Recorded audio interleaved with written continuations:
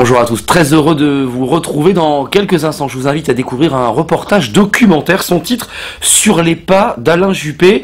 Alain Juppé réélu triomphalement au premier tour maire de Bordeaux. Alors vous allez voir, la caméra se fait discrète, mais elle est bien présente, elle suit pas à pas la campagne d'Alain Juppé sur le terrain à Bordeaux.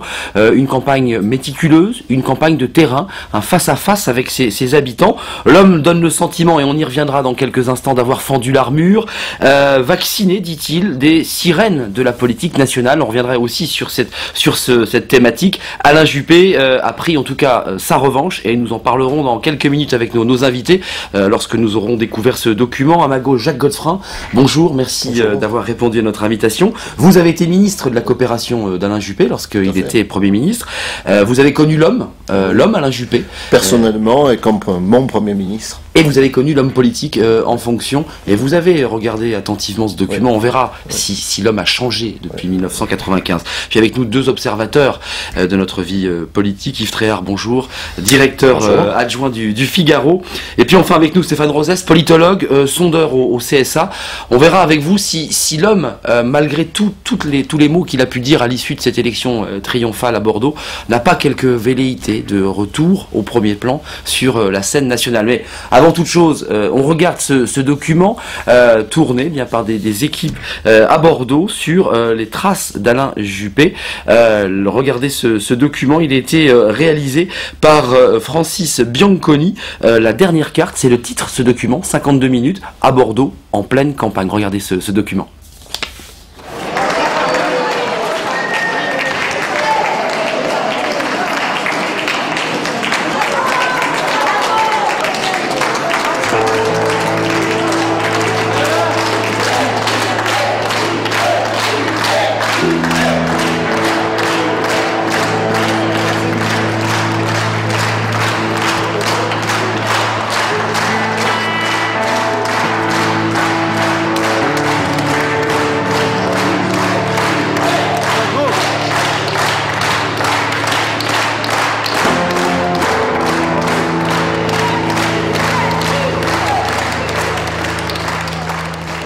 C'est le coup d'envoi, voilà, d'une nouvelle campagne. Mais pour moi, une campagne, c'est pas une épreuve, c'est au contraire une chance, et c'est même une joie, parce que c'est un moment privilégié de contact avec les Bordelaises et les Bordelais. On les voit tous les jours, on leur parle tout le temps, et c'est ce que j'aime finalement dans la vie politique. Bienvenue, vous arrivez depuis longtemps là, vous êtes là? En réalité, je viens de Saint-Brieuc. Ah oui, je connais bien Saint-Brieuc. Bonjour. Je suis entrée de magnifique, je suis toujours en émerveillement. Merci, ça fait plaisir. Ce sont vos enfants? Non, je sais pas.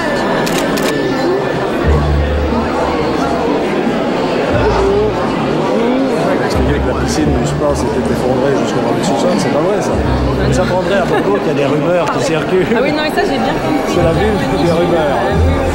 Nous donc simplement des sacs, prêter les mêmes formes. Oui, depuis 6 mois. Merci, c'est une bonne idée. Bonsoir, monsieur. Bonjour. Nous sommes des voisins. Oui, vous habitez dans le secteur de Bordeaux? Ah oui, mais c'est vrai, je vous ai partout. On se croise toujours la nuit. Bonjour, jeunes gens. Bonjour les jeunes. Bordeaux est une ville jeune. Bonjour. Je représente la communauté japonaise, Fukuoka et tout ça. Ah oui, très bien. Vous pouvez m'aider parce que j'ai plein de choses à descendre. D'accord. J'ai les dossiers du week-end. Ministre, député, chef d'État, si toutes ces ambitions ont habité Alain Juppé, l'homme brigue aujourd'hui un seul fauteuil, celui de maire. S'il l'obtient, il réintègre la sphère politique. S'il le perd, c'est un homme fini. C'est ce qu'on dit. Car l'homme blessé s'est tanné le cuir ces dernières années. Les difficultés l'ont aguerri et radouci. Aujourd'hui, il abat sa dernière carte, celle de l'homme, Alain Juppé, le vrai. Sensible et cassant, attentif et impitoyable, un homme, quoi. Mais en fait, j'ai tout mis là-dedans. Tiens, j'ai tout mis là-dedans.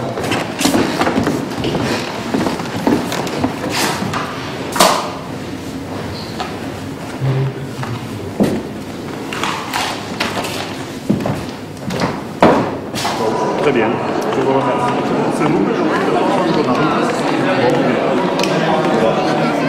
Bien, tu es au milieu de toutes tes provisions là. Il va falloir que je cuisine tout ce que tu as acheté parce que c'est pas ta cuisine ça. Bon, Clara est là. Ah bon, toutes les deux vous êtes? Moi je commence à être à mort de faim. Tu me places clarinette? Tout à l'heure. Ce soir plus exactement. Bonjour. On est réveillé. T'as dormi jusqu'à quelle heure? Quoi? Ouh! Bah c'est bien, bon rattrapage. Moi j'aurais bien aimé faire la même chose. Voilà. Qu'est-ce que tu manges avec maman? Oh, t'adores ça, moi aussi. Tu m'en laisses un peu pour ce soir? Bon, bon, bah écoute, t'as vu la journée qu'il fait? Qu'est-ce que tu fais cet après-midi? Tu sors pas un peu? Bon, il faudrait profiter de ce beau temps magnifique. Ah, je croyais que t'allais me dire c'est super, j'ai eu 19. Non, c'est super, j'ai pas cours. Bon. Non, je t'en parle pas souvent. C'est pas le moins qu'on puisse dire. Bon, mon petit chat, je te fais un gros bisou. Profite bien et puis essaye d'aller faire un peu de vélo, peut-être demain, avec moi. On verra. Allez, je t'embrasse très fort. Bonne journée, au revoir. Merci. Merci à vous.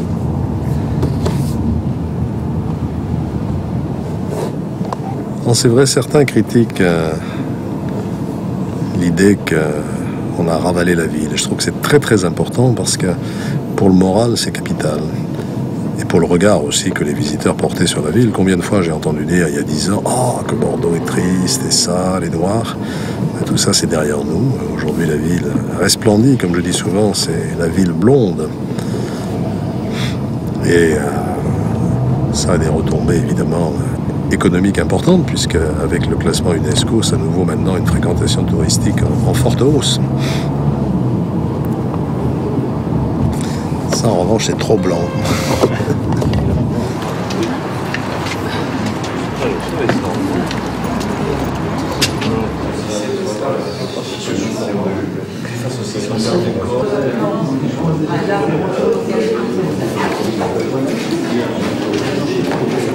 C'est la première fois qu'Alain Juppé accepte un débat.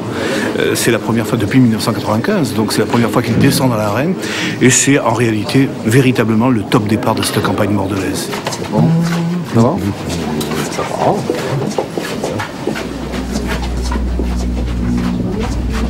Alain Juppé n'a plus rien à perdre. C'est-à-dire que véritablement là, aujourd'hui, ce n'est plus Alain Juppé, le meilleur d'entre nous, l'énarque, l'inspecteur des finances, l'ancien Premier ministre. C'est l'homme qui joue sa survie en politique. Donc il a enlevé un certain nombre, on va dire, de raideurs. Raideurs qu'il s'imposait par son clan, par les directives même, ce qu'il représentait. Aujourd'hui, il le sait, son terrain de jeu, c'est Bordeaux. C'est plus du tout au niveau national. Certes, ça le deviendra très vite s'il est réélu, mais pour l'instant, il joue sa survie politique.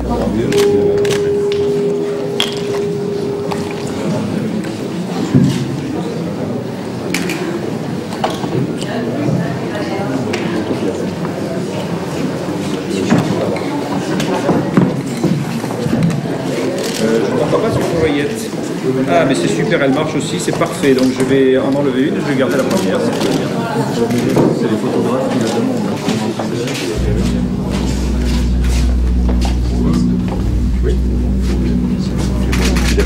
C'est mon dossier. Bon. Et le courrier est à vous. Non, ça fait rien. À ces moments, c'est là qu'on voit. Hein? Vous avez le droit de ressortir.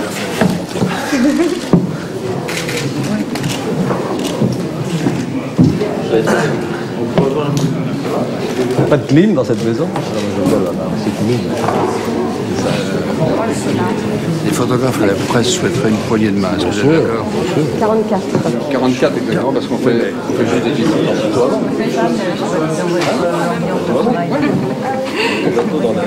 Non, 44 de démarrage. Il y a les titres. Voilà, alors attention. Et bonjour. Voilà. Ça va bien? Encore?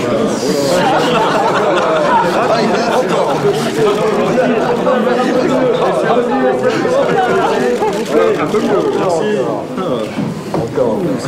Oui, oui, tout à fait, l'équilibre est parti. Bon débat. On est aussi sur France Info et la TNT un peu plus tard, rappelant les sites internet, etc. Oui. Bonjour, c'est la régie son. Je vous demande de bien vouloir éteindre vos téléphones portables, s'il vous plaît.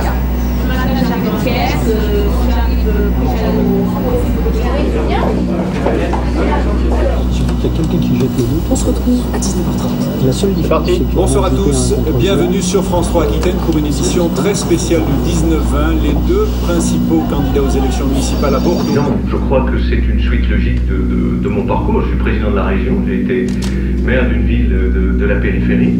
On a besoin, en Aquitaine, dans l'agglomération, d'une ville qui ne soit pas simplement le plus beau musée à ciel ouvert. Et le problème, il est là. Ne pas faire de cette ville, ne pas la laisser devenir un très beau musée. Donc il faut innover, il faut créer, il faut intervenir dans le social comme dans l'économique. Et je crois que c'est le défi que j'ai envie de relever. Il y a à Bordeaux à peu près la moitié des entreprises de la communauté urbaine et à peu près la moitié des emplois. 12 000 emplois salariés ont été créés depuis 1995 et notre attractivité est très forte. Alors maintenant, il faut passer à la vitesse supérieure. Et moi, je voudrais mettre le paquet sur l'innovation, la recherche et l'économie créative. Ce sont les PME innovantes qui créeront le plus d'emplois.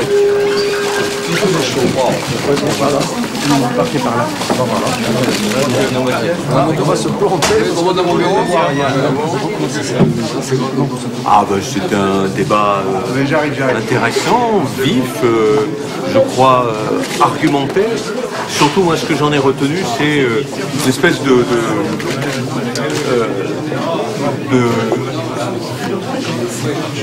changement d'Alain Juppé. Pour la 4e fois de son histoire, il devient écolo, développeur, solidaire. Tout ça est... Les Bordelais ne sont pas démocrates aussi par rapport à la concertation. Je trouve que c'est étonnant. Monsieur Rousset, vous pensez que c'est vraiment le démarrage, ce débat, c'est le démarrage vraiment de la campagne? Oh, il me semble que la campagne a déjà démarré. Si vous voulez, moi, ce que j'apporte dans cette campagne, c'est des preuves de ce que j'ai déjà fait. J'avance avec des actes. De la création d'entreprises innovantes, j'en ai fait. Hop, vous avez remarqué d'ailleurs, Alain Juppé parle d'innovation. On parle de logement social, hop, il arrive sur le développement social. On parle de concertation, hop, il arrive. C'est vraiment extraordinaire. On peut lui demander s'il n'a pas changé d'étiquette politique. Quand ça va bien, c'est lui. Quand ça va pas bien, c'est la communauté urbaine. Sur les problèmes de la sécurité, c'est le directeur des polices urbaines. Moi, j'aimerais bien un maire, il assume ses responsabilités. Que dire, il passe pas la patate chaude à tout le monde. Merci.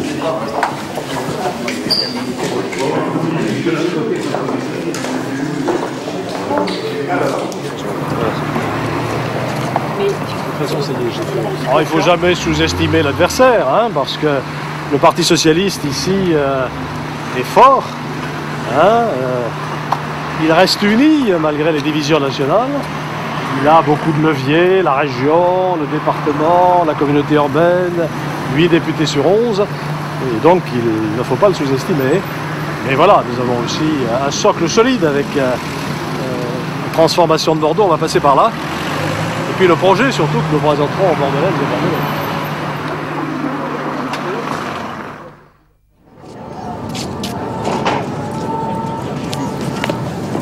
Alors c'est où le Tchitchou? C'est loin encore? Ouais, c'est loin. Ça doit être là. Allez, allez, on s'approche. Oui. Bonjour. Bonjour. Ils vont pas ouvrir les glaces. Ah, c'est la décapture là. Bonjour Julien. Bonjour les Bonjour. Bonjour madame. Vous êtes Bordelais? Non. Angevin. Angevin. On se prépare à venir à Bordeaux, ça. Venez, venez. L'air de la campagne électorale lui fait du bien. La tête hors des dossiers, Alain Juppé s'épanouit. Le contact avec les gens, ça revigore. L'homme est sensible aux compliments, il veut des preuves d'amour. Il refait le plein. Un maire est en permanence sur le trottoir, dit-il. En tout bien, tout honneur. C'est ça, oui, c'est écrit.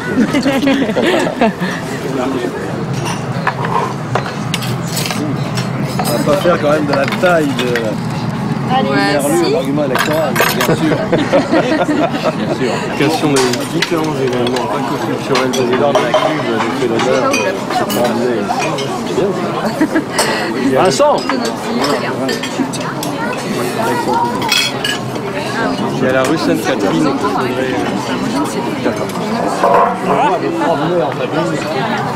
Famille avec les enfants pour votre fin de travail. Bonjour, ça va? Bonjour. Ah ouais, commerçants, c'est ça tout le travail. Bon appétit. Bonne promenade. Merci. Et on n'a pas de couvert.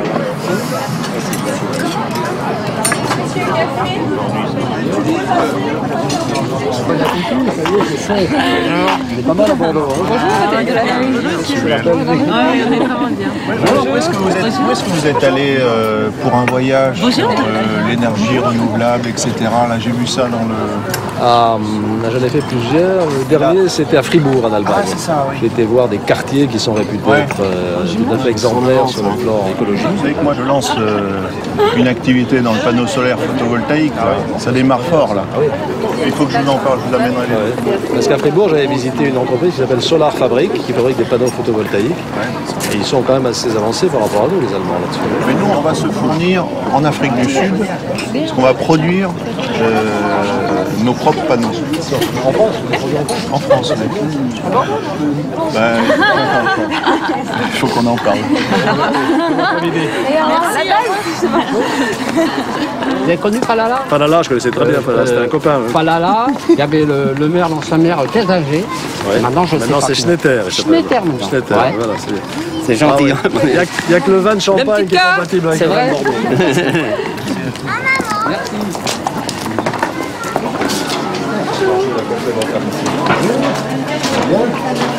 Je disais que vous étiez à la fois avec Porte des Jeux et ici. Oui, tout à fait. Ça se complète bien. Oui. Vous vendez les mêmes produits ici et là-bas? Pas tout à fait. Tout à fait. Non, non. Ici, c'est la collection. Voilà, c'est les anciennes collections en fait. Bonne soirée.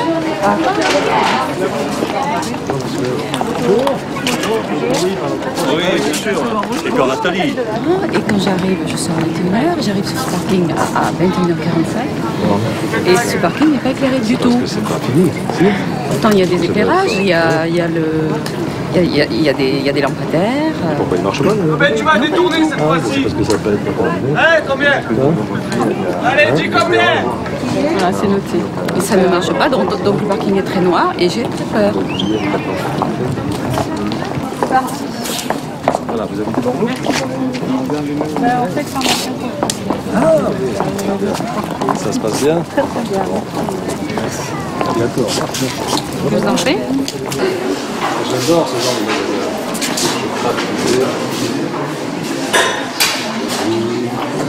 Cuisine, c'est Marie qui cuisine là.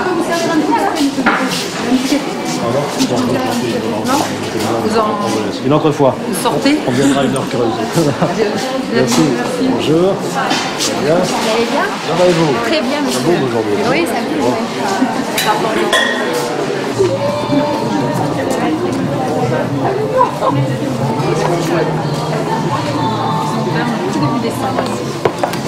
Ah oui. Le chien ne nous mord pas, on a de la chance. Ça aussi, c'est à prendre en compte dans les campagnes. Il faut faire attention. Moi qui suis très, très animaux, la dernière fois je m'avance, le chien m'a mordu le doigt. Ça fait partie des problèmes. Non mais c'est vrai qu'en campagne il arrive plein de trucs comme ça, quoi. C'est vrai justement, anecdotiquement, on multiplie, hein, c'est normal. On ouvre je ne sais combien de portes dans une campagne, donc c'est bien normal statistiquement qu'on ait des problèmes. On voit je ne sais combien de chiens, je ne sais combien de... Vous avez une idée des gens à qui vous serrez les mains dans la journée? Non, parce que c'est... Non. C'est vrai que les gens sont des fois un peu surpris de se dire... Il vient me voir, il me dit bonjour, c'est vrai c'est gentil, je le connais pas plus que ça, c'est vrai que c'est toujours un compromis dans les individualités et dans l'espace privé des uns et des autres. Hein. Il le dit lui-même, hein, qu'il est très timide et il se fait violence. Hein. Et il expliquait que c'est vrai que voir le sourire de quelqu'un, ça l'aide. à en rentrer en contact. Et puis son épouse lui a dit à juste titre, il faut que tu ailles serrer la main aux gens qui ne sourient pas forcément. Et en fait, il s'est aperçu qu'en serrant la main, les gens spontanément lui souriaient dans ces cas-là parce qu'il s'avançait. Parce que il a une dimension internationale, chacun le sait, et ça fiche des fois un peu les gens. Ça va bien, merci. Ah oui, il faut pour ce lieu magnifique. Exactement. Hein, et profitez également. Bon après-midi. Allez, au revoir. Ah oui. C'est bon, Qu'est-ce qui se passe?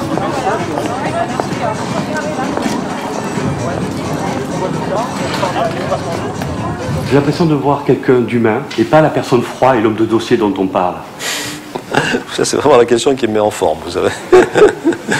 Parce que bon, j'ai pas envie d'y répondre, vous savez. Suis-je froid, suis-je chaud, à chacun de juger. Moi, je suis comme je suis.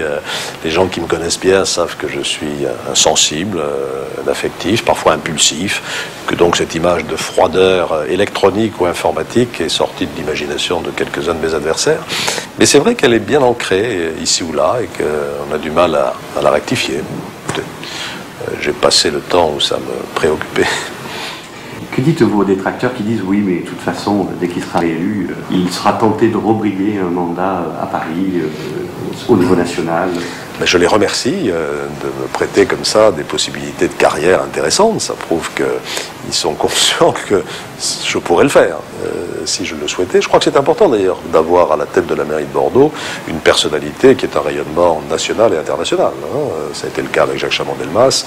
Il ne faut pas que demain nous retombions dans l'anonymat au milieu des grandes métropoles européennes. Cela dit, je l'ai annoncé, je l'ai dit, c'est ma détermination. Si on me proposait des fonctions gouvernementales au lendemain des élections municipales, je ne les accepterai pas parce que j'ai pris l'engagement d'être un maire à plein temps et je serai un maire à plein temps, comme je le suis d'ailleurs depuis plusieurs mois maintenant, depuis mon retour à Bordeaux, depuis octobre 2006. Avec la brève interruption du MEDAD, j'étais le ministre du développement durable le moins durable, et j'ai compris le message. Les Bordelais ne souhaitent pas qu'aujourd'hui, leur maire passe son temps à Paris. Ils veulent qu'il soit à plein temps à Bordeaux, même s'il a le rayonnement suffisant pour se faire entendre de Paris.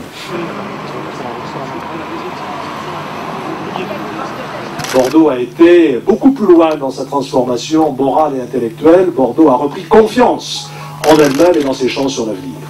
Et donc nous avons fait nos preuves. Je sais bien qu'on n'est jamais réélu sur un bilan.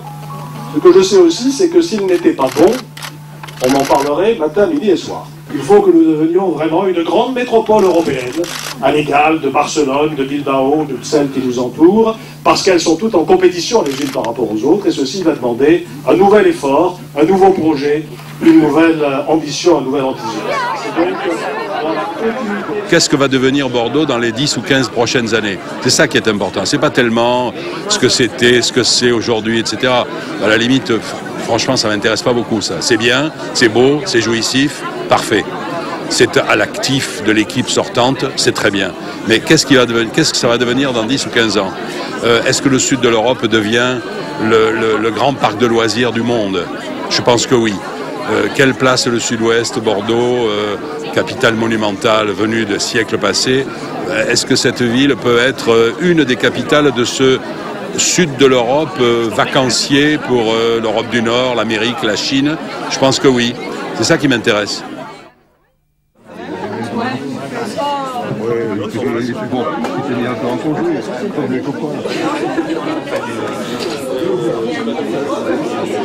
De ne pas obliger tous les jeunes à sortir à 4 heures.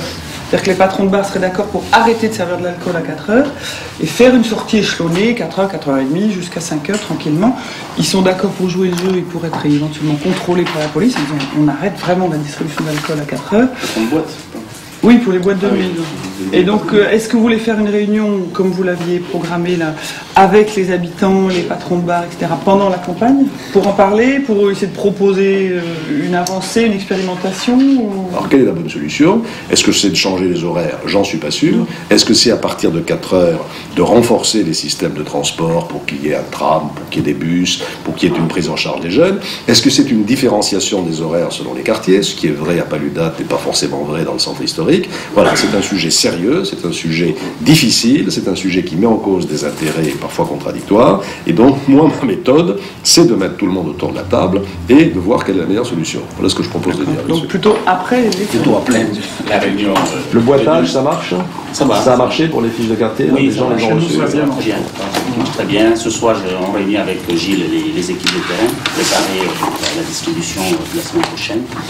Sur le CAFAL, j'aimerais peut-être voir un peu s'il y a quelque chose quand même, un message fort sur la diversité. Hein, je crois que c'est un enjeu essentiel que vous avez porté. Je pense qu'il y a une attente d'un message dans ce sens. Donc j'aimerais quand même voir. J'espère que c'était distribué. On me dit qu'on ne veut pas distribuer les fiches. Ça, là, je vais me fâcher, hein, parce que les états d'âme des uns et des autres, ça commence à bien faire. Hein. On me dit qu'on ne veut pas distribuer les fiches sur la rive droite parce qu'elles s'appellent Bastide Bonauge. Hein. Bon, on les distribue immédiatement et c'est un ordre. Hein. Si ça ne plaît pas à la candidate du 7e, elle n'aura qu'à faire sa campagne elle-même. C'est absolument invraisemblable. Jean-Louis. Je suis impressionné par la démagogie de tous les intervenants, adversaires dans mon quartier. Ne vous inquiétez pas, quand on sera à la mairie, on vous remettra la ligne 16. Voilà. Donc ça se passe comme ça aujourd'hui, et je trouve ça... Un type qui me dit, moi je construis, je veux faire ma maison développement durable, c'est un foutoir sans nom, je ne trouve pas les artisans capables de répondre à mes questions. Il m'a même dit un jour, je discute avec un artisan, il ne savait pas la différence entre un panneau solaire et un panneau photovoltaïque. Voilà, donc, alors qu'on la connaît tous ici. On fait le test. Bon, interrogation écrite. Alors, vous pourriez annoncer Bordeaux, première ville carbone neutre à l'horizon 2009. Ça veut dire que non seulement on fait un diagnostic carbone d'abord appliqué à l'ensemble des services de la ville. On n'a pas le temps de regarder ça, on le fera demain matin. Oui, mais enfin, il faudra que vous validiez un certain nombre de choses. Et donc, simplement, l'idée, compensation neutre, ça veut dire que ce que nous produisons en émissions de carbone, on va le compenser en réinvestissant en actions nouvelles sur le développement durable. Ce qu'il faut demain, quand même, c'est un message aussi simple pour les gens, parce que ça, le truc carbone et machin, ils ne comprennent pas trop. Je comprends bien. Si on leur dit on compense ce qu'on pollue par nos émissions et on réinjecte dans des opérations innovantes, ça ils comprennent.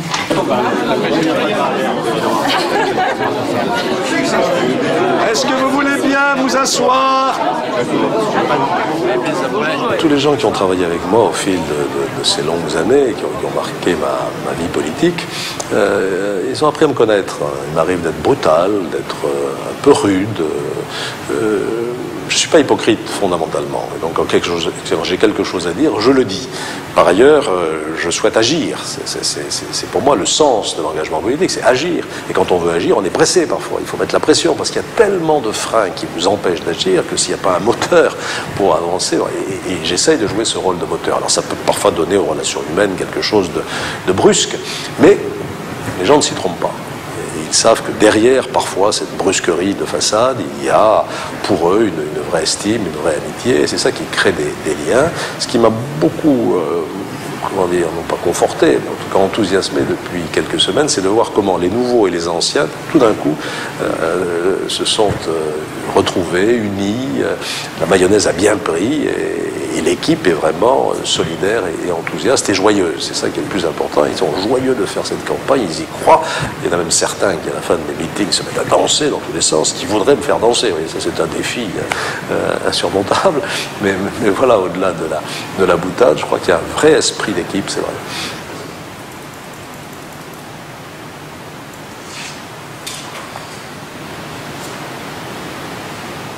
Vous savez, il y a eu 2 sondages favorables, il y en a 3 qui se présentent, peut-être qu'ils le seront moins.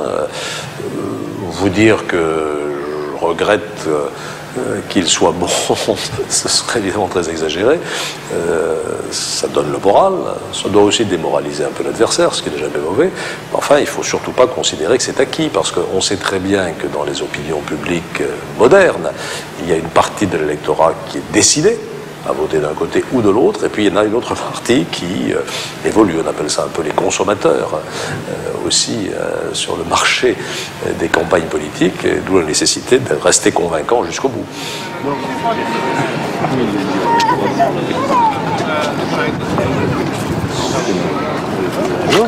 Bonjour. Comment ça va? Ça va. Elle est belle, sous le soleil. Surtout aujourd'hui qui fait beau. Formidable. Cet après-midi, c'est presque l'été là. Ça fait plaisir d'avoir longtemps comme ça. Oui, voilà, j'ai obtenu une rallonge. C'est bien parce que c'est un coup court, hein.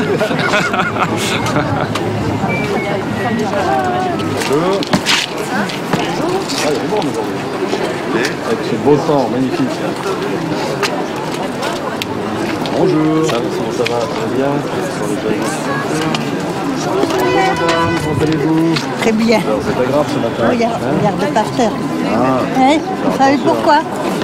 Il n'y a rien là. Il n'y en a pas pour l'instant. Non, non. Courageux. Voilà, merci. Oui. Comment allez-vous? Ça va et vous? Ça va, monsieur Juppé? Un peu froid? Eh bien, ça va. Quand même. Tu connais pas ce monsieur? Ah, bonjour. Comment ça va? Lui, il est bien ouvert. Ah, on a été voisins avec ce monsieur. Ça? Ah, ouais. On habitait juste à côté de chez vous. Ah oui? Oui. Faut voir chambre d'esprit, moi. Eh ben, voilà, on a vendu la maison. De même, hein?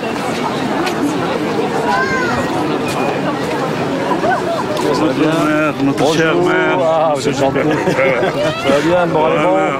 Ce beau soleil. Oui. Ça continue. Bonjour madame.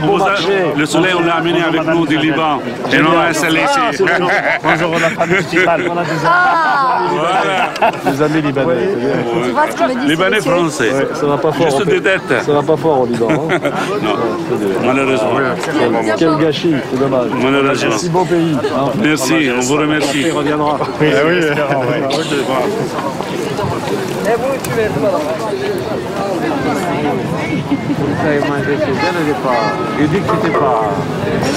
Il est heureux d'être sur le terrain, parce que c'est vrai que quand on est en campagne, on est plus sur le terrain que quand on est aux commandes, qu'on gère les dossiers, qu'on est vraiment dans le vif du sujet et qu'on a des rendez-vous forcément avec des gens qui diffusent, avec des projets en cours, alors que là finalement c'est vraiment la rencontre, les rencontres sur le terrain, et c'est des moments privilégiés, donc c'est des moments de détente presque, c'est pour ça qu'il est détendu.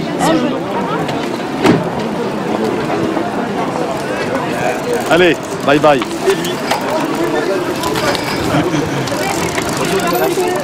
Ouais.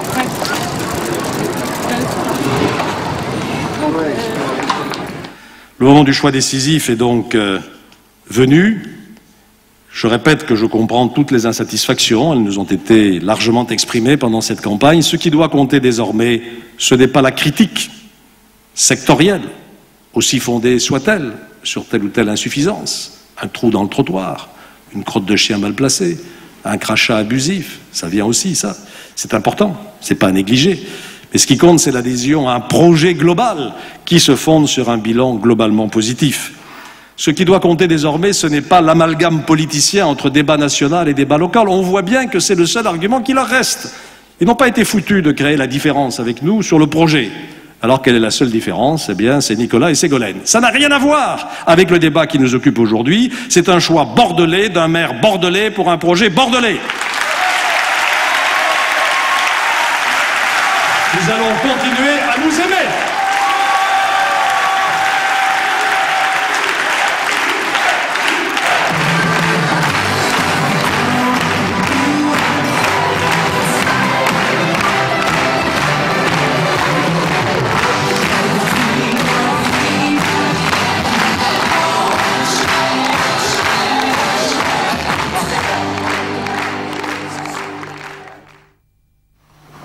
Pour 5-10 minutes, Francis, quelques images.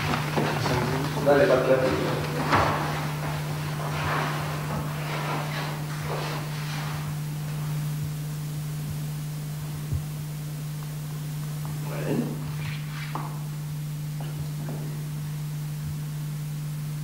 Regardez, j'ai mis des charpes rouges pour vous plaire. Mais oui, d'accord. Bon, On est. Oh, du pastis, ça doit être. C'est le bonheur, le rouge. C'est bon. Bon, alors, on a tout vendu. Bonjour, vous avez tout vendu. Grâce à vous. Grâce à vous. Grâce à vous. Pourquoi grâce à vous? Pourquoi grâce à moi? Parce que vous avez fait des bouquets. Non, pourquoi? Parce que vous avez fait un bon marché. Ben oui, c'est ce que je veux dire. Mais c'est grâce à vous. On a fait des bouquets. Donc qu'est-ce qu'il faut? Il faut remonter Alain Juppé. Allez, formidable. Dites-le fort. Bonjour. Elle a du punch, la voisine. Toujours. Bonjour. Il faut la suivre, L'homme bat la campagne selon un plan parfaitement huilé, 15 heures par jour, avec ou sans cravate, des centaines de poignées de main, des accolades, des embrassades. Alain Juppé va au contact et il y prend goût.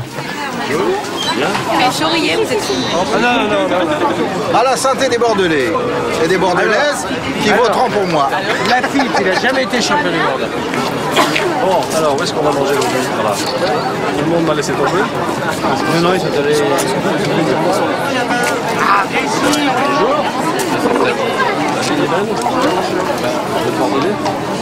Partiellement. Partiellement. Je suis à Bordeaux. Je suis maire de Bordeaux. Quelqu'un qui me dit, il paraît que vous voulez fermer les bars à minuit. Vraiment. Bien sûr. Ça n'a jamais été question d'être à 12 heures. Moi, je pense qu'il faut rester à 12 heures. Jean-Philippe, moi, comment vous vous Il y sentez? passe des fois, moi je le sais parce que. Tonique, en grande forme. Voilà. Ça m'a fait rire tout à l'heure parce que vous êtes approché de quelqu'un et à un moment donné, vous avez dit bonjour, je suis le maire de Bordeaux. Vous avez... Les gens vous reconnaissent quand même. Ouais, j'étais pour plaisanter. Non, mais il y a beaucoup d'étrangers, vous savez, ici. C'est ça qui est important. Quand on discute avec les gens, on se rend compte que les Bordelais sont presque en minorité. Il y a beaucoup de gens qui viennent de la communauté urbaine, il y a des gens qui viennent des villes d'alentour, et il y a beaucoup d'étrangers aussi qui sont en visite à Bordeaux et qui découvrent la ville avec émerveillement. C'est un vrai bonheur là. Je trouve que les gens vraiment vous accueillent bien, vous vous sentez bien là maintenant. Écoutez, vraiment pour faire la gueule aujourd'hui, il faudrait vraiment y mettre de la bonne volonté. Hein. Tout est beau, tout le monde est heureux d'être ensemble, hein, ce qui prouve à quel point la ville est dynamique et chaleureuse. Tout à fait au bout, c'est de la décharge municipale. Il y a des coussins, il y a des tétus de toutes sortes, n'est-ce pas? Et rien n'est fait. Et le trottoir est tout seul, on peut glisser, ça devient dangereux. Voilà. Étant donné que le bassin à flot n'est pas loin du traitement des eaux de Bordeaux, au lieu qu'ils les jettent directement dans la Garonne, ils peuvent les jeter dans le bassin à flot, ça nettoierait le bassin à flot. On a bien entendu. Est-ce qu'il y a, par exemple, une autre question? Et on a monté un poteau électrique à... C'est bon? C'est bon, tout près de votre bouche. Oui, d'accord. Et alors, dans le même temps, le poteau électrique est à 20 cm du mur. C'est-à-dire que, à mon âge, je vais à 77 ans, je peux monter au premier étage. Avec le poteau. Avec le poteau. Alors sur la salle Cabanel, là, je vais peut-être me faire mal voir, mais je voudrais quand même vous appeler à un petit peu de compréhension et un petit peu de solidarité. Hein. Nous avons des problèmes avec des jeunes, je les ai rencontrés au mois de décembre, ils m'ont dit on ne sait pas où aller, on ne nous accepte pas dans la salle Point du jour Pierre Tachou parce que voilà, il faut organiser des activités que ça n'est pas encore fait. Nous, on a envie de se retrouver pour faire du sport. Préparez-nous quelque chose. Et je m'étais engagé à le faire avant la fin du mois de janvier. Ce qui serait intéressant, c'est peut-être que la police municipale qui se charge du stationnement passe un petit peu dans la rue Anne-Franck, notamment lorsqu'il y a changement de stationnement. Je le note simplement, Serge Balabriga, il ne faudra pas après venir se plaindre si la police municipale met des PV à tous ceux qui sont garés, mal garés. Voilà, j'aurais aimé connaître, j'étais un petit peu surpris, quelle était votre démarche pour soutenir Nathalie? Pourquoi? C'est une chose simple. Je suis un homme de gauche. Aux dernières présidentielles, je n'ai même pas besoin de vous dire pour qui j'ai voté. Je n'ai pas voté pour M. Sarkozy, j'ai voté pour la dame. J'ai voté pour la fille Ségolène. Bon, vous vous dites que c'est pas bien, mais chacun est... Moi, je vote la même chose, naturellement. Mais j'ai trouvé que la pugnacité de Nathalie, son inventivité, sa jeunesse, était de nature, justement, à modifier comment dire, l'air du temps politique dans ce département qui en a besoin de se modifier. Voilà. C'était pas vraiment une question, c'était plutôt pour dire que c'était très important qu'on ait davantage de femmes engagées dans l'action politique.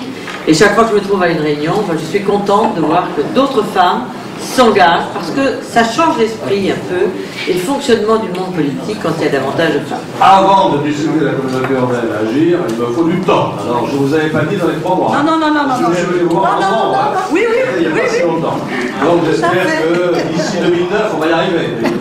Ah mais c'est déjà, je vais pouvoir le dire aux riveraines déjà. Monsieur, une question, allez-y. Monsieur Juppé, comment vous trouvez l'équipe des Girondins de Bordeaux? Une bonne question. Écoutez, j'étais au dernier match, là, Bordeaux-Saint-Étienne. C'était pas extraordinaire, hein. On a gagné 1-0, vous l'avez vu. En revanche, j'étais au match précédent, Bordeaux-Auxerre, et là, il y avait vraiment eu quelques très beaux buts, un tir de Paulus formidable. Donc voilà, ils jouent bien cette année, hein. Ils sont seconds au classement général, ils sont à 3 points de Lyon, comme vous l'avez vu. Ça n'est pas fini. Il y a encore 1000 choses à faire. Il faut améliorer la sécurité, il faut améliorer la propreté, il faut construire des logements, il faut attirer des emplois. Il y a 1000 choses à faire. Je crois que nous avons montré que nous étions capables de le faire. Alors avec nous, vous allez continuer le changement.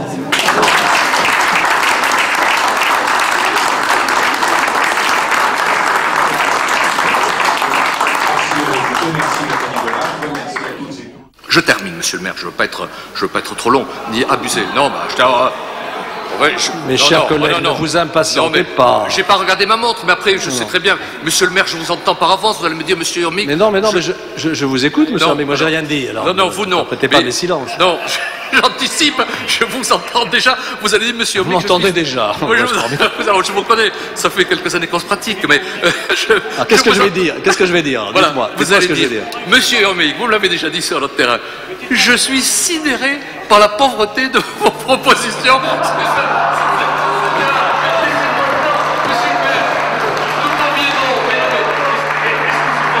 Écoutant, moi je buvais du petit lait. Parce que je me disais, voilà, d'un côté, il y a le discours sur l'écologie. La bougie, la lampe à huile, tout ce qu'on voudra, l'ambition, l'énergie positive. Une ville à énergie positive en 6 ans, ça n'a aucun sens. Comment peut-on rendre à énergie positive les 90% du bâti ancien de Bordeaux? Voilà, ça, là, on peut faire de l'écologie comme ça, comme on fait de la poésie ou du rêve. Et puis moi je suis modeste, vous voyez, moi je suis plan-plan, c'est vrai, je suis au ras des pâquerettes, je propose 30 à 40 actions concrètes. Qu'est-ce qui se passe? Qu'est-ce qui se passe là? De la démocratie telle que vous la faites. Alors, de grâce, si vous cherchez l'incident à des fins télévisées, oui, bon, c'est clair comme de l'eau de roche, voilà. Alors, qui est-ce qui voulait s'exprimer? Madame Noël, je vous en prie. Rien à faire, Une démocratie comme ça. C'est terrible de ne pas garder ses nerfs comme ça, hein. Oh là là. Quel manque de sang-froid.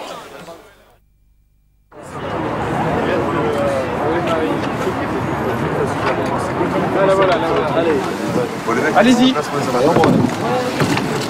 Vous venez avec moi? Non. Mais non, mais écartez les jambes, écartez les genoux, calez-vous sur le bord du bateau. Monsieur le maire, s'il vous plaît. Monsieur le maire. C'est bon? Alors bougez pas. Ah oui, voilà, très bien. Ouais, c'est bien ça avec le fond derrière. Ah, jolie manœuvre. Ouais, super.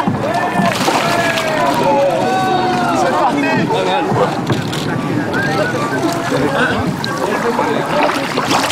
Ah oui, voilà.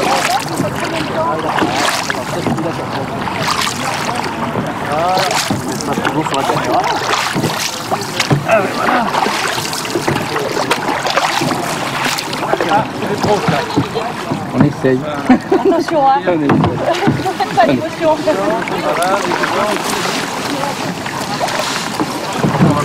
Donc ça c'est une bouée de chenal? C'est quoi là? Voilà, c'est la bouée de chenal. Soif, tu me dis, hein, j'ai de l'eau.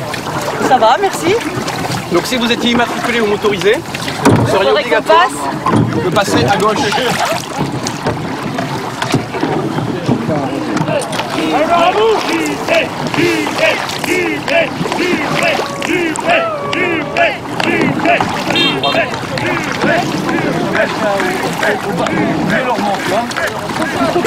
pratiquement. Ah ouais. Il y a des questions de classe.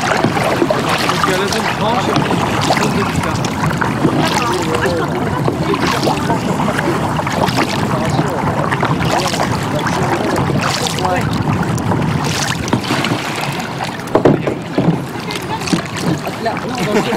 moi, je voulais que vous la refassiez. C'est bon. Hop là, accostage. Merci, monsieur le maire. Non, vous savez que ça, c'est indélicat. Hein. Ça pourrait coûter cher. Viens là, viens là, viens là. Allez, on essaie de se mettre debout. Attention les mains, attention les mains. Ça passe, ça passe. C'est bon? Allez, courage, il y a plus que 150 km avant le Verdon là. C'est bien. Merci. Merci. Il commence. C'est pourtant on s'arrête, c'est le petit bateau qui est devant nous. On avance tout seul si on fait rien. Ouais.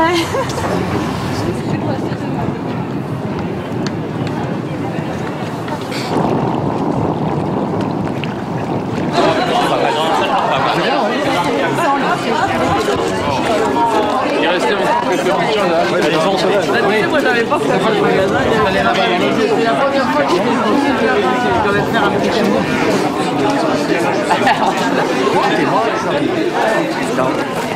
Ah, je me disais que... Merci. Alors j'ai mangé plein de gâteaux sucrés. Oui, voilà, c'est tout très voilà.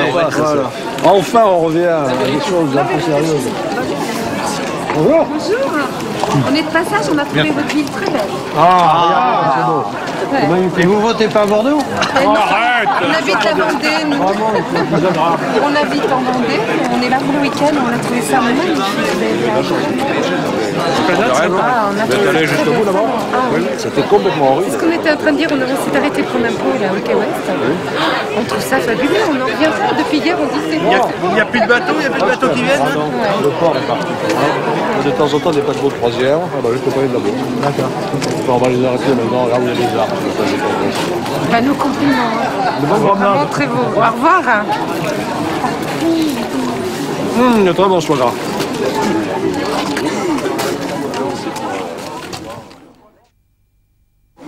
Voilà. Ça, c'est toujours. Pas de corbeille à papier. Et là, ah bon. Non, devant. Non, reste à regarder à monsieur le s'il vous plaît, monsieur le maire. Ah ben là, vous allez m'éblouir complètement.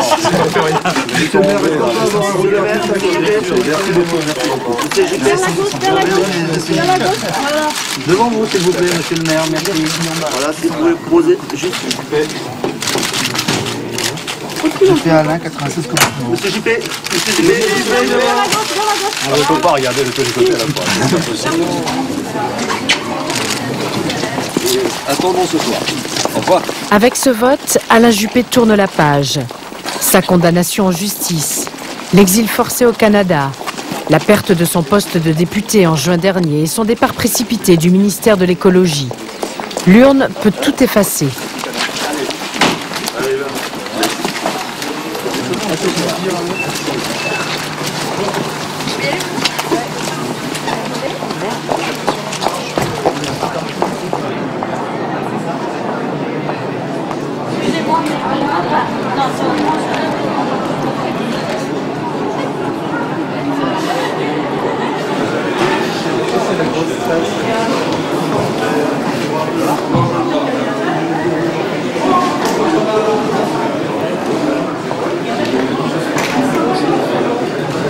À cette heure, les chiffres du premier tour sont encore indécis, mais ils sont plus équilibrés que ceux qui nous avaient été annoncés tout au long de cette campagne.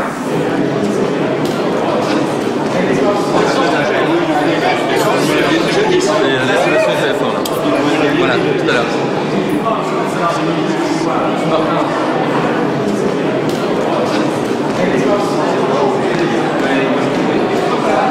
Merci Jeff, et à tout à l'heure. Voilà, 5 minutes, dans 5 minutes tout juste. Dans quelques instants, c'est la victoire ou la chute, l'honneur perdu ou l'honneur retrouvé. Dans quelques minutes, tout bascule. Bien au-delà de la Gironde, la droite a les yeux rivés sur Alain Juppé. Et Alain Juppé sur son avenir.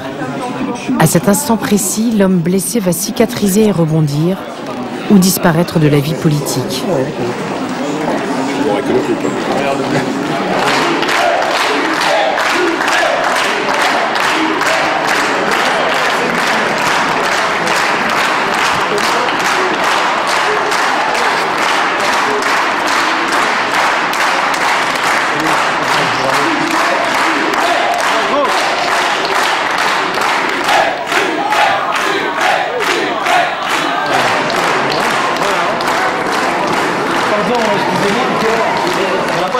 encore.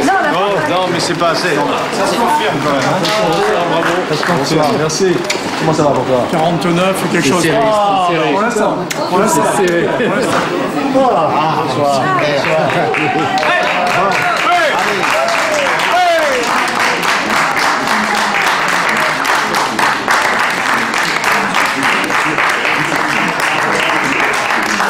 Ça, c'est le grand chic de Pascal.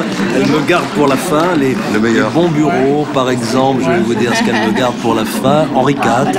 Mais il n'y en a pas tant que ça. Ah, il n'y en a pas que ça. Non. Bien. Hôtel de ville, ouais, ça c'est plutôt bon. Non, c'est pas mal. Barreau, Malguerie, c'est pas bon. Non, pour une fois, c'est 80 sur 100 balles. Moi, j'y vois rien sur ce tableau. Je lis que la dernière ligne. La dernière ligne, il y aurait 80 sur 100 balles. Ah oui. Tu as Jean-Louis. Patrick Bobet qui voulait dire un mot. Tous nos amis vont arriver. Merci. Bravo. Merci. Tu as Patrick Bobet en ligne. Oui. 65 et quelques. Allô, Patrick? Il est... Oui, bravo. Ça fait un pique des points.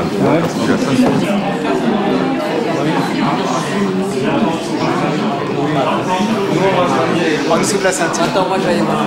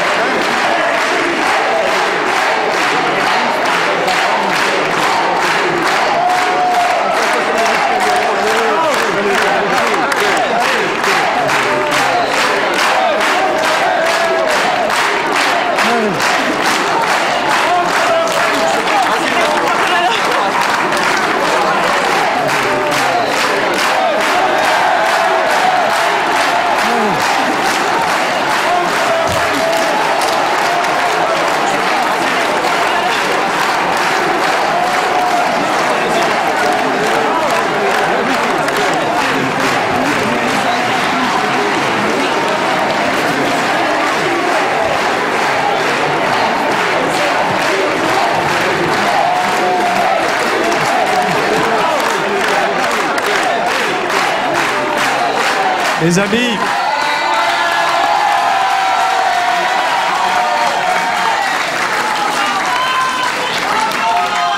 pour moi ce soir, c'est que du bonheur.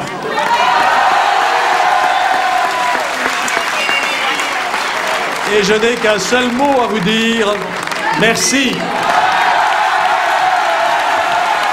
Merci à toutes les équipes qui ont animé la campagne, à la permanence, dans les tournées de quartier, dans les réunions publiques. Nous avons fait une super campagne, la plus belle campagne que j'ai jamais faite de ma vie politique. Merci de tout cœur à ce que vous avez fait pendant cette campagne formidable.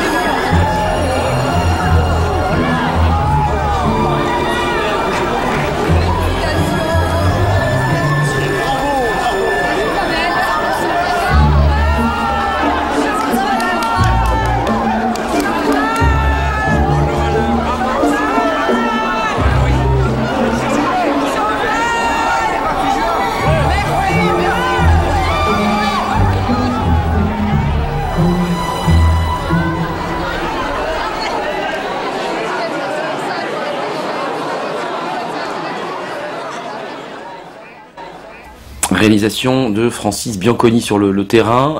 Il n'y a pas eu de deuxième tour, il a été élu triomphalement au premier tour, plus de 56% des voix.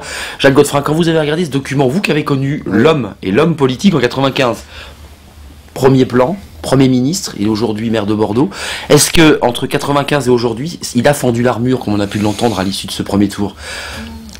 On a dit froid, il n'était pas froid, il était pudique. Juppé était pudique. Mais là, il emploie deux mots. Il emploie le mot bonheur, ce n'est que du bonheur, et il emploie le mot amour, à un moment donné, dans le film. J'ai repéré ça. Je ne suis pas sûr qu'il les ait prononcés. Il les aurait pensés il y a 15 ans ou 20 ans. Il ne les aurait peut-être pas prononcés. Aujourd'hui, il les prononce, il se lâche complètement. Voilà. Dans sa gestuelle, excusez-moi, c'est important, on le voit à la fin quand il vient, il apprend qu'il a été élu au premier tour, il ouvre les bras. Ouais, c'est des gestes qu'on n'avait pas l'habitude de voir. Chez Alain Juppé, qui était souvent assez rigide, assez fermé. Stéphane Rosès, il serait rare. Il n'a pas fendu l'armure que dans le mot, il a aussi fendu l'armure dans sa manière d'être. Oui, du coup, au début de votre film, qui est très bien, parce que c'est l'histoire d'une résurrection, et les Français aiment bien les gens éprouvés qui tout d'un coup ressortent par le haut. Justement, Alain Juppé utilise le terme, il dit non, c'est pas une épreuve, c'est une chance, ou quelque chose comme ça. Mais c'est l'épreuve qui est une chance. C'est-à-dire que ça a bien été dit par M. Godefroy, son entourage disait l'humanité d'Alain Juppé. Mais Alain Juppé ne l'exprimait pas parce que c'est une personnalité peut-être à l'inverse du président Nicolas Sarkozy qui a un fort surmoi et qui est un faible moi, c'est-à-dire il s'est toujours vécu comme au service de quelque chose, le dépassant, d'où une forme de rigidité, tout le contraire de Nicolas Sarkozy, qui lui a un fort moi et un surmoi qui est sans cesse en construction. Et donc du coup, les épreuves, ça fait que on s'interroge sur quelles étaient les tutelles d'avant, est-ce qu'elles valaient bien le coup, Paris, la carrière nationale, et que c'est au contact des Bordelais qu'on se met à nu, et que du coup les Bordelais doivent vous couvrir, car quand les Français, dans nos sondages CSA, Dexia, nous disent à 90%, les Bordelais qui sont satisfaits du bilan d'Alain Juppé. C'est le meilleur score dans les 30 sondages publiés qu'on a fait, alors que notre moyenne sur une cinquantaine de sondages avec les confidentiels, c'est 71%. Que veulent dire les Bordelais? Bien sûr, sans doute, le bilan est excellent. Mais surtout, ils se sont réappropriés l'homme. Or, l'homme, dès le départ, a écarté Paris, a écarté les légitimités nationales d'antan, a écarté la compétence pour se mettre au contact et au service exclusif des Bordelais. Et ça a été ça la résurrection, et on imagine que c'est ce travail sur lui-même qui maintenant lui ouvre des potentialités alors même qu'il n'y pense pas. C'est ce travail sur lui-même, de cette épreuve, de ce contact avec les Bordelais qui le retrouve et qui du coup le porte haut. Yves Tréhard, la psychanalyse, parce qu'on parle du moi, du surmoi, nous voilà plongés dans la psychanalyse. C'est un vrai travail sur lui-même, selon vous, qu'Alain Juppé a fait? Il est maire de Bordeaux, je crois qu'il est comme les bons vins, c'est-à-dire qu'il s'est bonifié avec l'âge. Il ne faut pas oublier que c'est un homme d'expérience maintenant. C'est un homme qui a vécu beaucoup d'épisodes de la vie politique française de ces dernières années. Et puis je dirais que pour continuer sur le chemin de Stéphane, il y a une chose qu'il faut prendre en compte. Ça a toujours été l'homme de Jacques Chirac pendant les années où il était en pleine lumière. Ça a été son lieutenant à la mairie de Paris, ça a été son premier ministre, ça a été l'homme de tous les combats. Et d'ailleurs, il l'a payé cher. Aujourd'hui, disait-on même. Oui, je sais pas. Mais aujourd'hui, Alain Juppé, c'est un homme qui s'est affranchi de tout ça. Il n'a plus besoin de Jacques Chirac et il n'est plus l'homme lige de Jacques Chirac. Il roule, permettez-moi l'expression, il roule pour lui-même. Donc, il est plus libre. Mais moi, je trouve pas qu'il ait autant changé que cela. C'est toujours quelqu'un qui est réservé, qui a beaucoup de pudeur. Alors, il se permet quelques formules, quelques audaces de vocabulaire, mais c'est aussi un homme qui est mal compris et qui est mal compris des Français, sans doute, parce que c'est un homme qu'on a toujours présenté comme une espèce d'inspecteur des finances, froid, un énarque distant. Et il faut pas oublier que Alain Juppé est aussi agrégé de lettres. Il est aussi normalien. C'est un homme d'humanité. Et donc, qui dit humanité, dit aussi humanisme. C'est quelqu'un qui sait la vie, qui l'a apprise aussi à travers les grands auteurs. Et je pense que peu à peu, c'est quelqu'un qui a évolué, qui a su se dompter lui-même. Quel que soit le chant des sirènes, je reste attaché à mon mât bordelais. Oui. Je ne vais pas changer d'avis ni ce soir, ni demain, ni pendant toute la durée de mon mandat.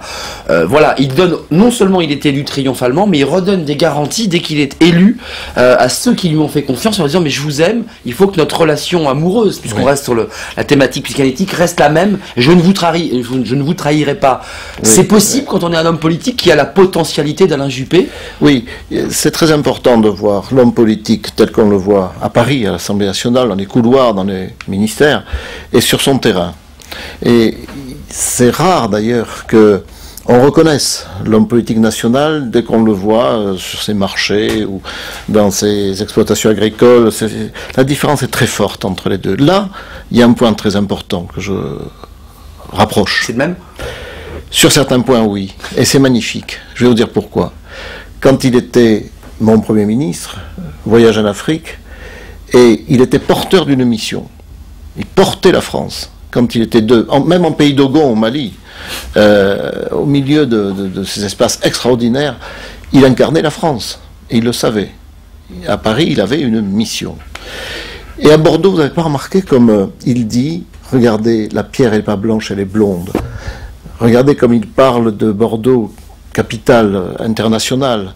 Il sait qu'il incarne Montesquieu, il incarne pas que Chaban-Delmas, il incarne Montesquieu, il incarne ce port qui a été tourné sur le monde entier pendant des siècles, il incarne une histoire, il incarne presque une civilisation, celle du vin par exemple.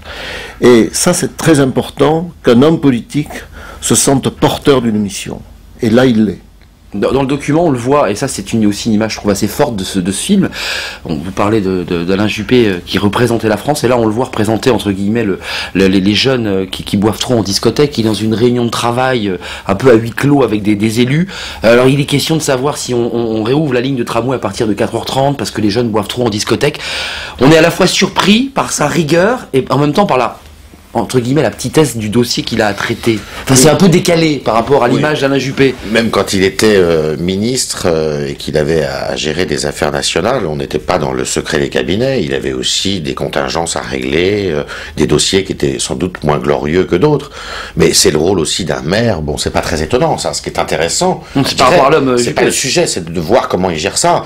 Et que Alain Juppé, à un moment ou à un autre, dans la vie de sa campagne, puisse se mettre en colère, ça me paraît, au contraire, assez normal, et c'est ça qui fait aussi son autorité. C'est un homme d'autorité qui dégage d'ailleurs spontanément de l'autorité parce qu'il a un physique qui en impose. C'est un bel homme, très intelligent, très rapide.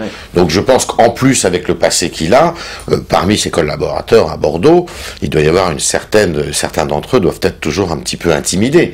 Et ils savent qu'ils n'ont pas affaire à n'importe qui. C'est pas un amateur quand même. C'est quelqu'un qui sait mener des campagnes. Justement, c'est pas un amateur. Et en travaillant ce dossier et en allant un peu au-delà de ce document qui montre un travail un peu artisanal d'Alain Juppé, qui note méticuleusement sur un petit calepin, il a aussi été extrêmement sérieux. Il s'est entouré d'une centrale téléphonique avec des gens des call centers qui recueillaient les revendications, les desiderata des Bordelais.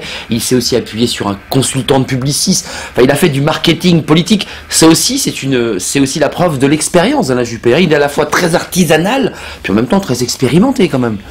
Oui, bien sûr, il met son savoir-faire et essaye de son entourage au service d'un défi qui n'était pas évident, car rappelons-nous la séquence très rapide, n'est-ce pas, cuisant, échec aux législatives, et succès incroyable, enfin incroyable, il était attendu, mais succès très important au municipal. Quelle est la différence? Succès en jeu, en tout cas, cette élection. Voilà. Alors, quelle est la différence?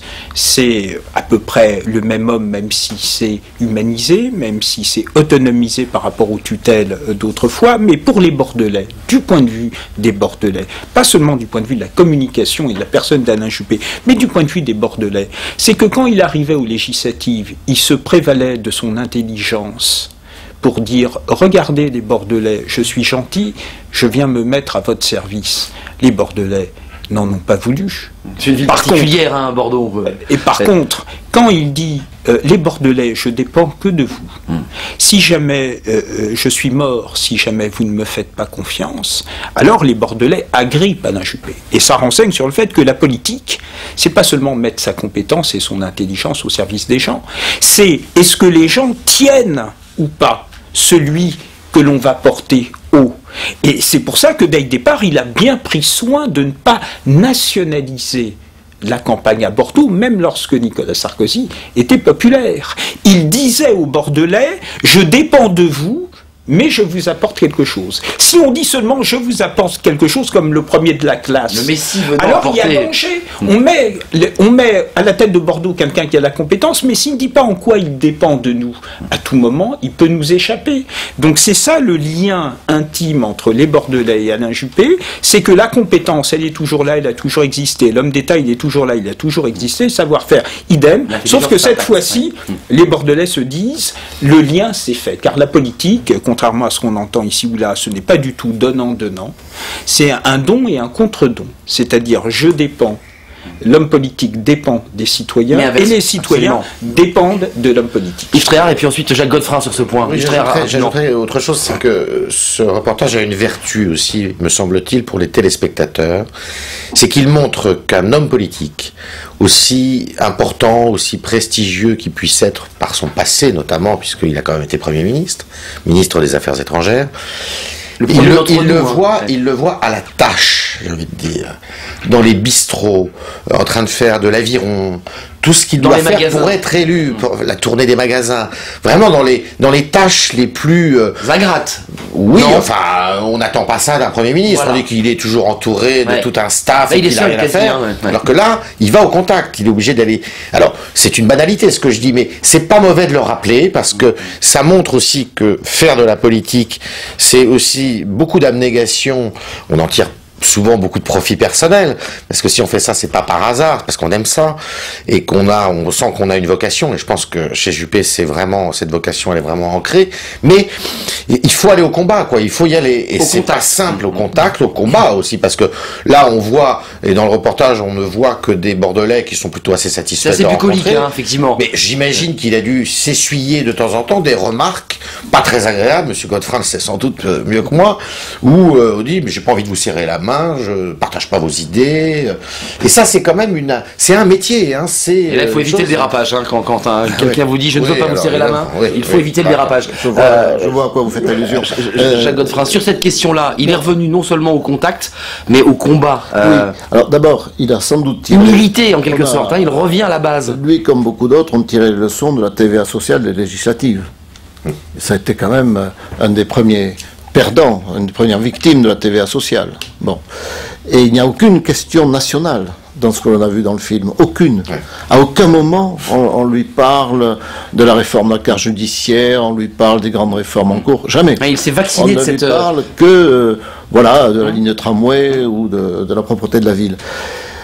Autre chose qui est, je crois, dans la tête des Bordelais, ils sentent que cet homme est capable de faire autre chose que de la politique. Et on le ressent tous. Et il l'a fait d'ailleurs, hein. Il est parti, il s'est un peu isolé. Il a été prof au Canada, au Québec, il a écrit des bouquins, il a la tentation de Venise, il peut parler culture, il peut parler architecture, il peut parler philosophie. Et ils se disent, on le voit dans ce film, ils se disent, il peut réussir parfaitement dans d'autres disciplines dans la vie. Profitons-en d'avoir cette intelligence à notre disposition. Il y a un peu ça.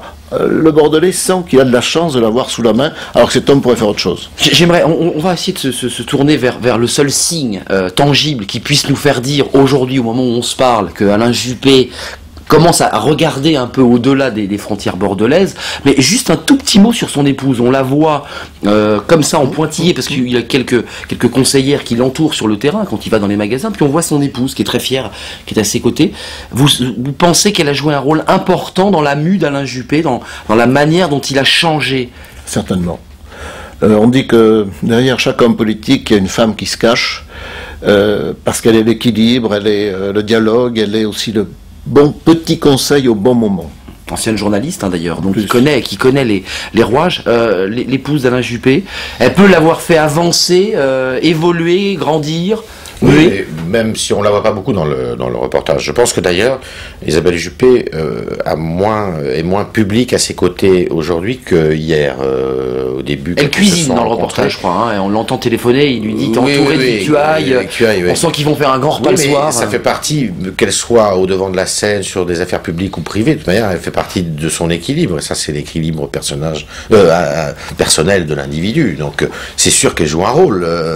c'est évident. Alors, le seul signe tangible pour essayer de se projeter un tout petit peu sur ce qui va arriver, faisons un peu de politique, il est amoureux des Bordelais, les Bordelais aiment Alain Juppé, il leur promet qu'il ne va pas bouger, qu'il restera le maire de cette belle ville. Dans son blog, il faut aller creuser un peu son blog, il reprend Nicolas Sarkozy sur les propos qu'il a tenus sur le Tibet. Et on voit Alain Juppé qui dit, attendez, vous dites qu'il faut de la retenue, enfin en un mot, dit-il dans son blog, les capitales européennes et occidentales demandent finalement à ce qu'on tue avec retenue, entre guillemets. Ce sont les mots d'Alain Juppé. Donc il reprend en quelque sorte Nicolas Sarkozy. Est-ce que c'est un signe? Est-ce qu'il faut avoir un signe là d'un peu d'entrisme sur la scène politique nationale et voire internationale? Il a été ministre des Affaires étrangères par ailleurs. Mais en fait, il se pose une question un peu métaphysique de l'homme de pouvoir, parce qu'il dit ensuite, si j'avais été à la place, grosso modo, des gouvernants, pas seulement de Nicolas Sarkozy, qui appelle à la retenue, moi-même, qu'est-ce que j'aurais fait? Et en fait, il ne donne pas vraiment de réponse. Alors à la fois vous avez raison, mettre un pied sur les questions internationales, c'est forcément parler comme un homme d'État. Et à la fois, on sent que son non-souci de trancher est révélateur du fait qu'il se sent bien pour l'heure à Bordeaux, dans une cohérence entre le souhaitable et le possible. C'est-à-dire on a le sentiment que Bordeaux est pour lui une terre où il peut se poser des questions métaphysiques sans avoir le souci qu'il aurait eu auparavant de donner une réponse. Et le fait d'être dans la conversation et non pas dans l'injonction politique est révélateur. Néanmoins, c'est clair, son expérience bordelaise a été un travail sur lui-même où il a dû énormément apprendre. Bien sûr, aujourd'hui, il n'y a qu'un quart des Français qui attendent de lui un avenir politique, mais aussi parce qu'il a dit « mon avenir, c'est Bordeaux ». Bon, donc ça, c'est vrai. Mais je dirais, son expérience, ce qu'on voit dans le film, c'est qu'il a sans doute les éléments humains pour comprendre quelque chose d'intime dans la politique française et que ne voient pas en général les hommes politiques, c'est que c'est la fragilité dans le lien avec les gens qui fait une force. Et ça, à mon avis, il l'a vu au travers de cette expérience. Cette expérience pour Bordeaux vaudra nationalement demain. Mais on sent qu'aujourd'hui, il est bien. Hein, il est en harmonie avec lui-même, il est en cohérence. Je cite la phrase de Stéphane Rosès, je me demande, c'est ce qu'il dit sur son blog pour aller un peu plus loin, parce qu'il ne fait pas que reprendre Nicolas Sarkozy en particulier. Je me demande ce que je ferais, dit-il, si j'étais investi d'une responsabilité nationale. Je suis ébranlé, dit-il, quand je vois certains mettre autant d'allant à pratiquer la réelle politique. Voilà l'interrogation dans laquelle il est. Prenez en compte un fait. Bordeaux est une ville internationale. Bordeaux est une ville portuaire. C'est une ville du littoral qui a toujours été depuis des siècles ouverte sur le monde entier. Et parler de l'étranger, même lointain à Bordeaux, c'est pas antinomique. À Clermont-Ferrand, c'est peut-être différent. À Nancy aussi. Bordeaux, c'est Bordeaux. Et là, il fait de la politique municipale parce qu'il parle d'étrangers de terres lointaines.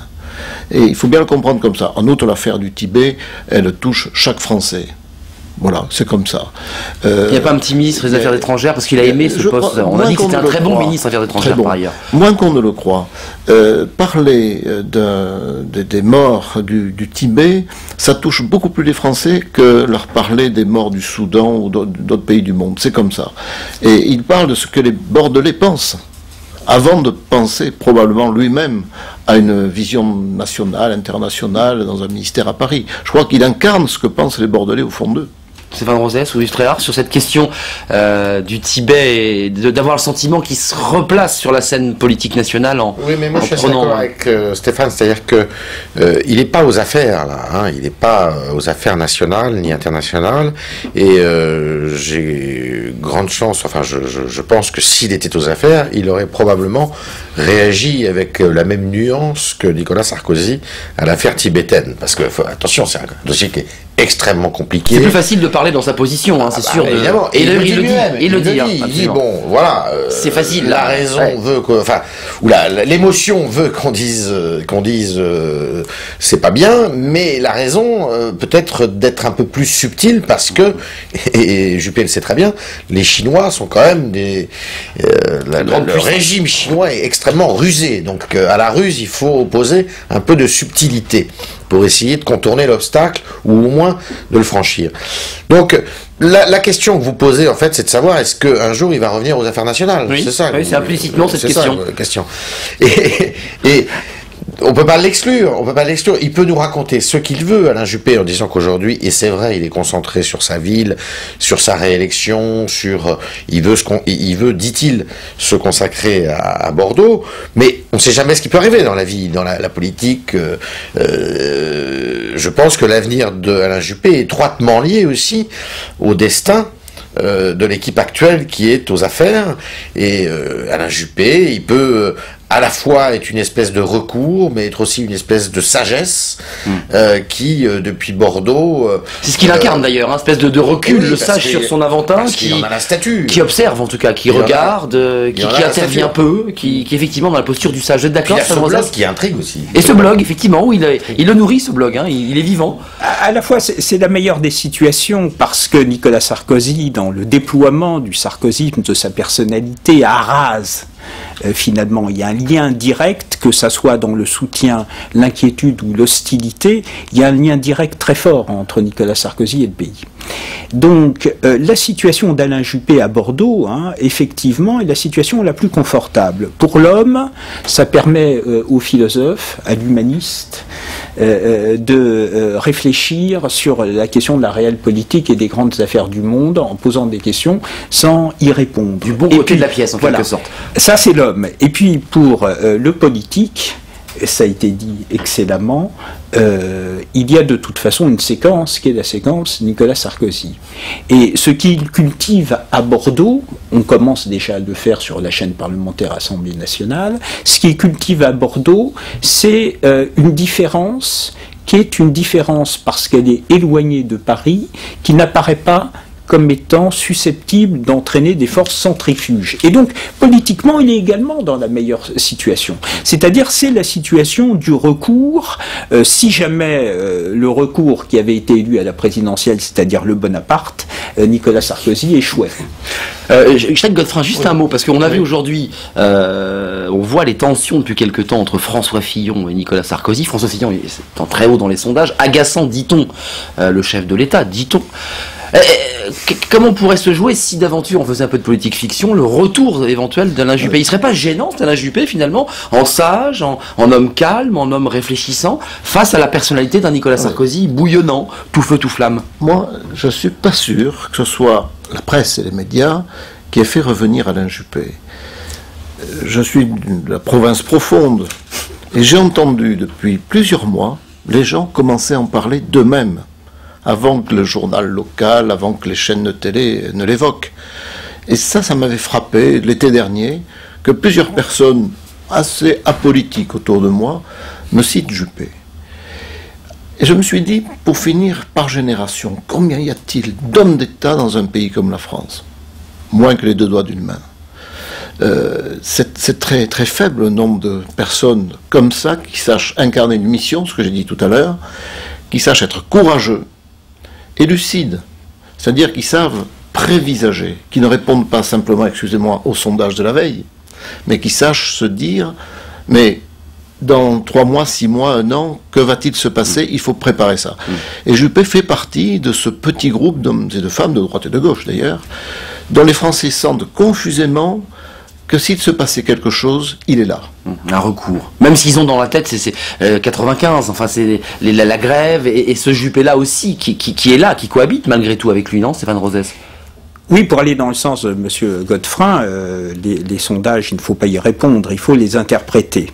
Et l'interprétation des sondages à l'égard de François Fillon aujourd'hui, c'est que François Fillon est utilisé par l'opinion pour faire passer des messages à Nicolas Sarkozy. Et il est possible que l'expérience de M. Godefroy, sur des gens qui, à partir de l'été, commencent spontanément à lui parler d'Alain Juppé, c'est également en contraste par rapport à la partie qui éventuellement inquiète une partie de l'opinion. Et donc toute l'équation pour Alain Juppé, c'est d'exister, si jamais il souhaitait revenir sur la scène nationale, pas seulement comme quelqu'un que l'opinion instrumentalise pour adresser des messages à Nicolas Sarkozy, que ce soit dans les colloques singuliers, dans les conversations ou au travers des sondages, mais effectivement d'être un élément de résolution des problèmes. Et il me semble que finalement, la la situation actuelle d'Alain Juppé est une situation relativement sage. D'une part, il est jeune. D'autre part, il a quitté, c'est un des rares à la direction de l'UMP à avoir fait consensus autour de lui.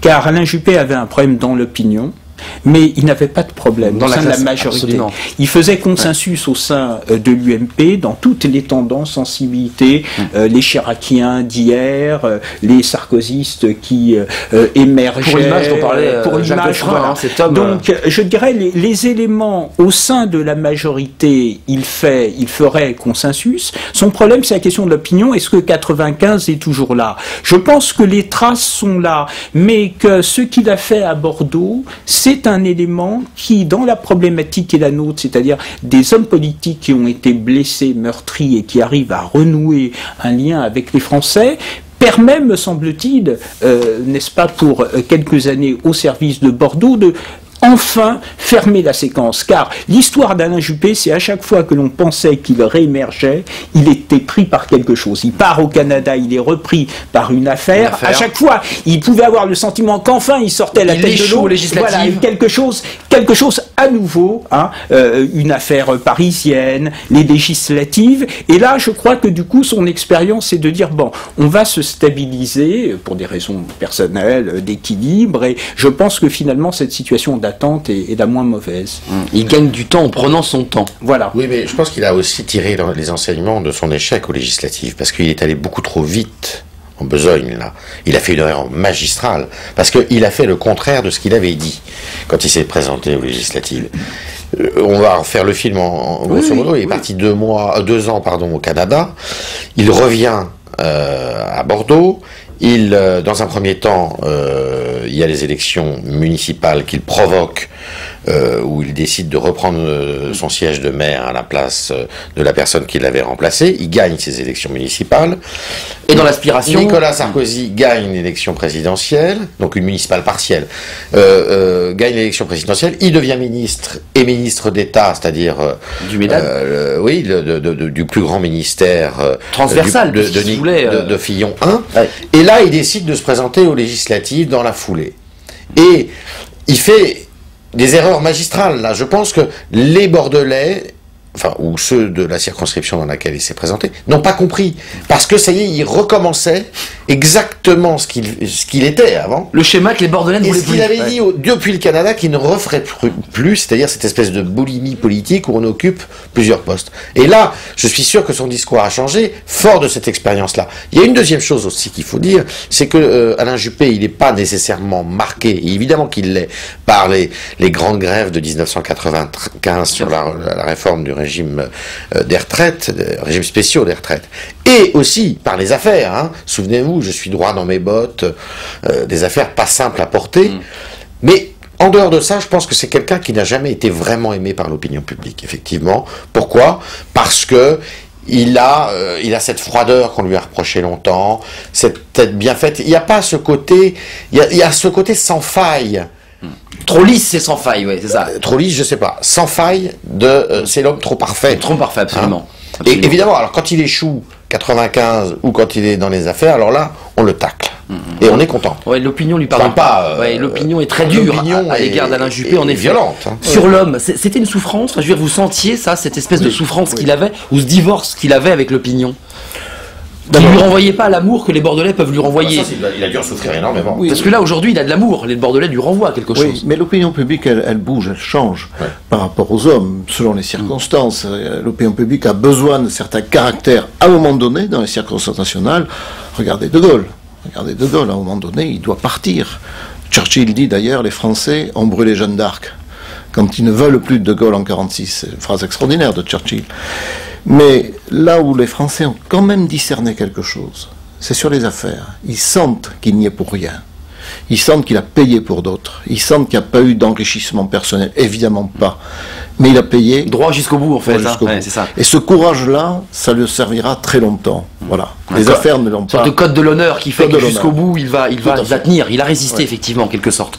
Oui, mais pour les Français en démocratie, il y a un code de l'honneur, mais on dépend des Français. Et donc on leur dit la vérité. Et là je rejoins du coup ce que dit Yves Tréhard. C'est-à-dire que les Français, ils veulent se dire, mais cet homme d'État, il est au service de qui? D'un prince qui le gouverne, mais le prince qui gouverne, il dépend de qui? Il dépend de nous. Donc il est peut-être, lui, droit dans ses bottes et honnête, mais il doit nous dire la vérité. Et on rejoint ce qu'on se disait sur la personnalité d'Alain Juppé et pourquoi les Français, pas les Bordelais, les Français, il y a un problème avec l'opinion. Eh bien, il y a un autre cas dans la vie politique qui est exactement similaire. À gauche, c'est le cas de Laurent Fabius. Voilà deux personnalités qui ont un fort surmoi parce qu'ils ont une part d'intime qui, en fait, sans doute, comme tout le monde, masque des fragilités, et dans le rapport aux autres, du coup, ils sont au service d'une cause, de quelque chose qui les dépasse. Mais ce faisant, ils donnent d'eux-mêmes une telle image de compétence, d'intelligence, n'est-ce pas? Ce que disait Chirac de Juppé, c'est ce que disait Mitterrand de Fabius. Ouais. Et donc, du coup, c'est notre débat de tout à l'heure. Voilà des gens d'une grande compétence, mais est-ce qu'ils dépendent réellement de nous? Et donc, eux, évidemment, Fabius comme Juppé vivent ça de façon tout à fait injuste, car eux, ils ont toujours été au service. Ils n'ont pas eu le sentiment qu'ils faisaient avancer leur petite carrière, contrairement à d'autres.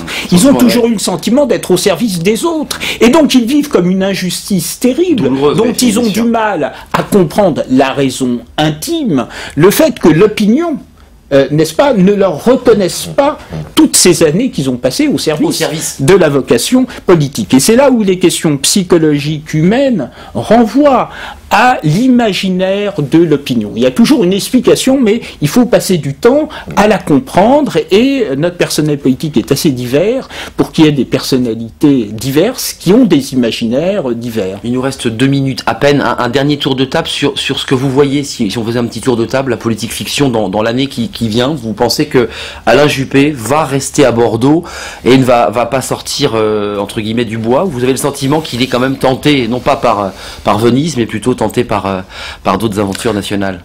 Non, alors il y a un rendez-vous qui est très attendu, semble-t-il, par beaucoup d'hommes politiques. C'est le mois de janvier prochain, après la présidence française de l'Union européenne, où la rumeur, elle est tenace, dit qu'il y aura un grand remaniement, un vrai remaniement, contrairement à celui qui vient de se produire. Et alors là, vous avez des cadors de la politique qui se disent, bon, on va pouvoir revenir. Moi, je crois pas que Alain Juppé soit dans cette stratégie-là. Ouais. Je pense qu'il n'y a pas intérêt, d'ailleurs, parce que là, on comprendrait rien. Enfin, là, il faut qu'il soit lisible, maintenant, Juppé. Il effondrerait la stratégie et tout le travail qu'il a fait. Pas comment il peut revenir, d'ailleurs. Enfin, évidemment qu'on peut revenir si on lui propose un ministère, c'est à lui d'accepter ou de refuser après. Mais je crois qu'il a intérêt à rester à Bordeaux et de se poser en recours, en sage, et il sera plus utile à la France d'ailleurs que dans n'importe quelle autre circonstance. En moins d'une minute, rapidement. Oui, moins d'une minute. Je crois que nous allons sur la scène internationale au-devant de difficultés énormes. Pas que la France. Les affaires financières internationales, les problèmes énergétiques, les pays émergents, Tata qui vient de racheter, tout cela c'est à prendre en compte. Et je crois qu'à un moment donné, la France aura besoin d'une sorte de grand porte-parole. Le président de la République aura besoin de quelques-uns autour de lui qui sachent aller porter la parole de la France, en dehors des palais nationaux, en dehors des ors, du Quai d'Orsay. Il aura besoin de fortes personnalités, et je pense que Juppé sera un des rares qui pourra aller porter la parole de la France. Porte-parole donc de la France et peut-être du chef de l'État. En 3 mots. Recours seulement en 2012, si effectivement la situation nationale et internationale est tellement déstabilisée, Nicolas Sarkozy se retirant, c'est évidemment sans doute le recours le plus expérimenté de la droite. Le recours, c'est un mot qui est beaucoup revenu à l'occasion de ce débat, qui est venu prolonger ce documentaire reportage. Merci à vous 3 d'avoir répondu à notre invitation. Merci de nous avoir éclairé, d'avoir mis en perspective Alain Juppé, qui a de l'avenir. Merci à vous 3, et j'espère que vous avez pris plaisir à regarder ce documentaire exclusif chaîne parlementaire sur les pas sur la campagne municipale d'Alain Juppé. Merci beaucoup.